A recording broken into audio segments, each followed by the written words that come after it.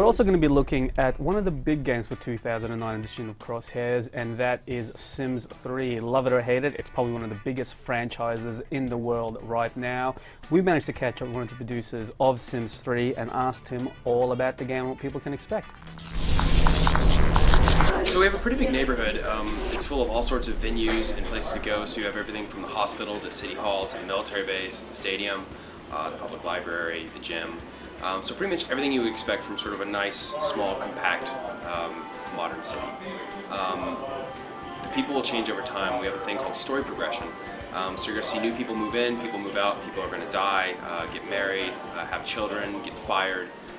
Pretty much everything you would expect from the neighborhood, so that over time everything just sort of evolves. And you can really sort of watch it come to life. Now, Sims 3 seems to be a lot more goal-orientated. Can you tell us a little bit more about that? How often will these goals pop up during gameplay? Okay. So we have several goal systems that really are going to push the players. We have wishes, which basically can come up, you can have 5 of them at a time, and some you can satisfy in just a matter of seconds, some you can satisfy minutes, some will take a long time, and then you have the lifetime wish, which is something that could take your entire Sims lifetime. Then you have things like opportunities that are going to come up from going to work, and you may have a couple of these a week.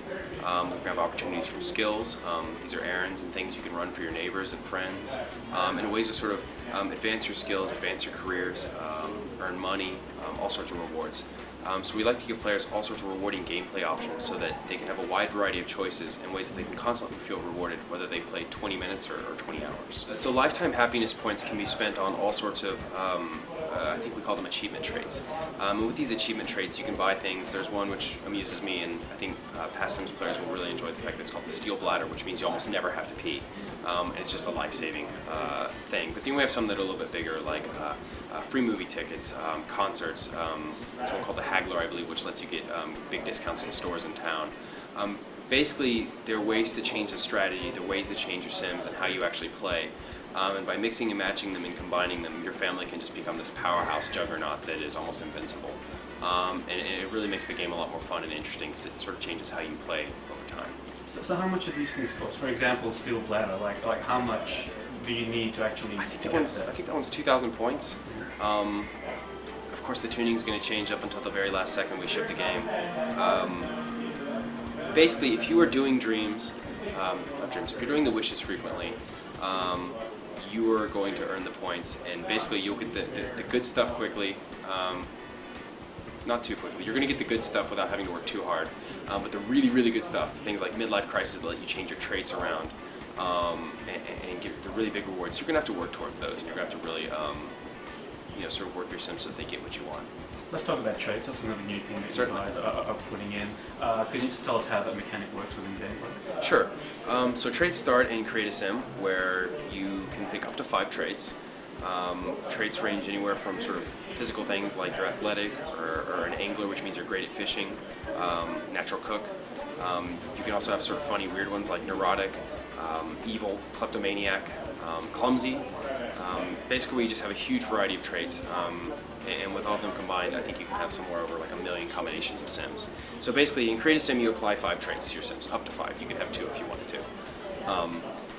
Or if you're younger, you only get a few, and as you age up, you get to pick another trait, or it's assigned to you based on how well you age.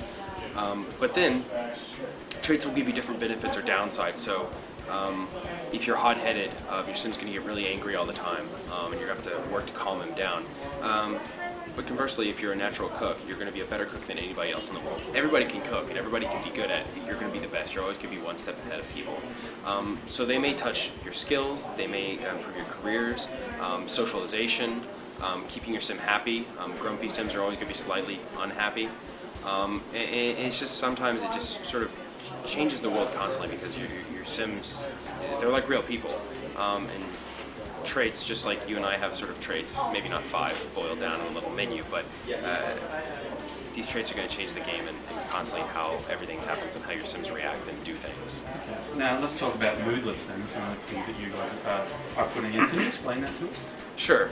So we wanted to move past peeing, basically, to really sort of boil it down, and that Sims 2, Sims 1, you focused on your bladder, your Sims hunger, sleeping, things that aren't that super exciting. And you still have those things because our Sims are still, simulating sort of a caricature of humanity.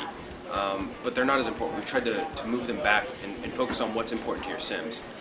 So moodlets are, in a way, the thoughts, the memories of what your Sims have experienced and what they're doing, and they increase or decrease your Sim's mood appropriately. So an ambitious Sim in the demo we just showed, he's ambitious, so he's always anxious to advance. So if he doesn't get promoted every couple of days, he's just going to start freaking out.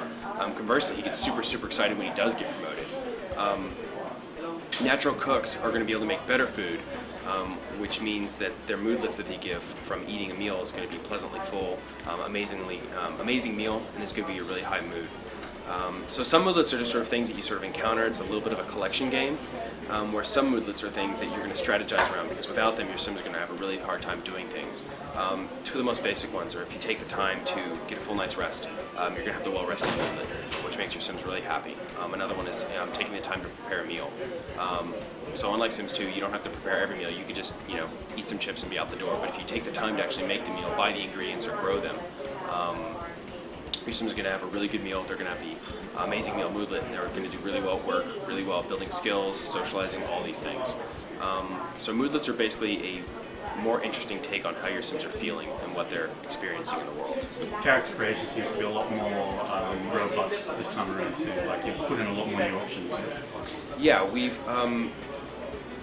tried to make it both easier and give players a lot more variety. So you can quickly pick archetypes. So you can pick one shape of your face or a nose or mouth, and you can quickly, just in a matter of seconds, make a character that looks good and get out. Or you can go one layer deeper and you can change, how big the nostrils are, the bridge of the nose, the eye sockets, the mouth, all these things. And so whether you want to make a movie star or a B star, your neighbors, your friends, yourself, or something that doesn't quite look normal, you could do that with not too much effort. That's something we've really, really worked towards.